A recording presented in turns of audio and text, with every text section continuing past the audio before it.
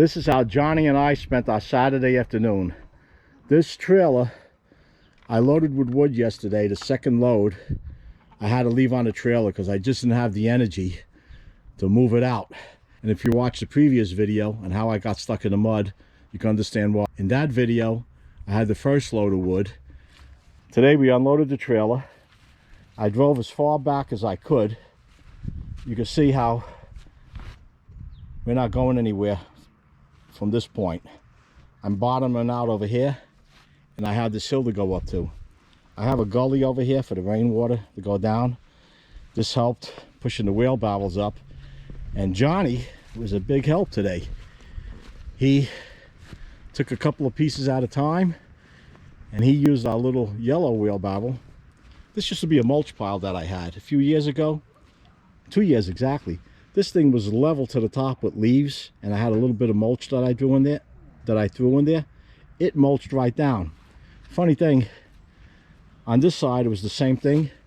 Peach tree grew out of here. I'm gonna see what I could do to save this tree. You can see how crooked it is. It just grew on its own from a pit, and that is a peach tree. Last year a couple peaches came off it.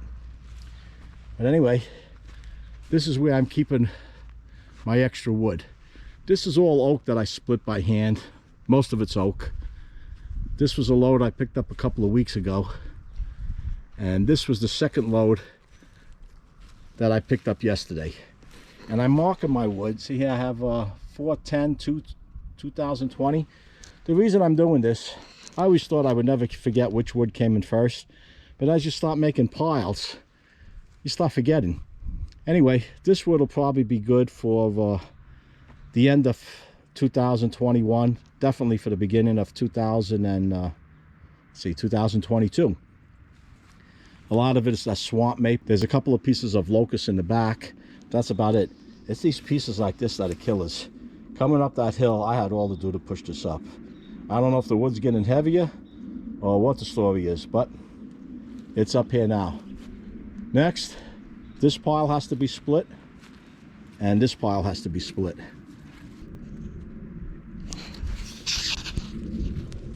I'm not quite sure what this is, but have these people, I believe this is locust, this over here.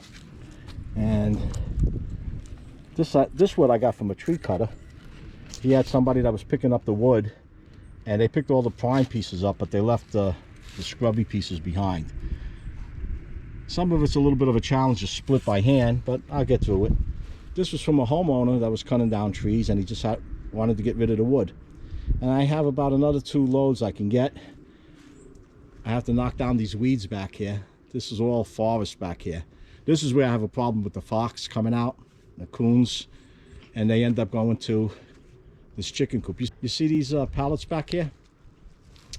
Years back, where the chickens are now, it used to be my garden. I had to put these pallets up to keep the deer out. I would run a cord across the top. I think I mentioned this in videos before. If anybody has a garden and they're having trouble with deer, if you run a cord across the top and just hang some string down with some pie tins, since I did that, I never had the deer go in. They could jump over this with no problem. It's only about 4 feet high. But those strings and the tins, I don't know, it throws their visual out of whack. And since I did this, I never had a problem with the deer coming into the garden. And then my fence is on the other side to keep the small animals out. But I'm not using it for a garden right now. I just left it up. At some point, I'm going to have to take this down. It looks like some kind of a war zone back here. And that's it for now. So for the rest of the Saturday, I'm going to be taking it easy. I hope you enjoy yours. And everyone, again, stay home, stay with your families, stay safe. And until next time, stay well.